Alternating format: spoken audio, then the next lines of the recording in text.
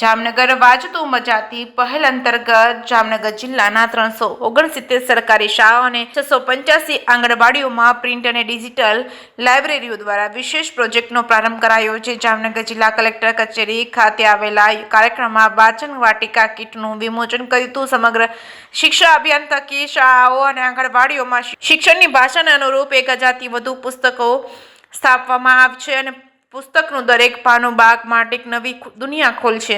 જામનગર જિલ્લા કલેક્ટર કચેરીના સભાખંડ ખાતે જામનગર જિલ્લા કલેક્ટર પીબી પંડ્યાની અધ્યક્ષતામાં જામનગર વાંચતું મજાતી કાર્યક્રમ યોજવામાં આવ્યો હતો। જામનગર વાંચતું મજાતી કાર્યક્રમનો ઉદ્દેશ બાળકોમાં વાંચન પ્રત્યે રસ જગાડવો, તેમની જિજ્ઞાસા વૃત્તિ, કલ્પના શક્તિ અને સ્વતંત્ર રીતે સર્જન કરવાની ક્ષમતાનો વિકાસ કરવાનો છે, જેમાં વર્ષ 2026-27ના પ્રથમ તબક્કામાં કાર્યક્રમ જામનગરના લાલપુર બ્લોકની શાળાઓ અને આંગણવાડી કેન્દ્રોમાં શિક્ષણની ભાષાને અનુરૂપ 1000 પુસ્તકોની સ્થાપના કરવામાં આવશે। ઉપરાંત જિલ્લા અને બ્લોક સ્તરે વાચન મેળા જેવા કાર્યક્રમો અને પ્રવૃત્તિઓનું આયોજન કરવામાં આવશે। આ કાર્યક્રમમાં જામનગર જિલ્લા કલેક્ટર પીબી પંડ્યા, જામનગર મહાનગરપાલિકાના કમિશનર દીપેશ કેડિયા, જિલ્લા વિકાસ અધિકારી અને મહાનુભાવો દ્વારા વાચન વાટિકાનું વિમોચન કરવામાં આવ્યું, જેના થકી જામનગર જિલ્લાની 369 પ્રાથમિક શાળા અને 685 આંગણવાડીઓમાં લટકતું પુસ્તકાલયની મદદથી વિદ્યાર્થીઓમાં વાચન, સર્જન અને શીખવાનું પ્રોત્સાહન આનંદદાયક વાતાવરણ પૂરું પાડવામાં આવશે। આ જ પ્રયત્નોને આગળ વધારતા સમગ્ર શિક્ષા અભિયાન અને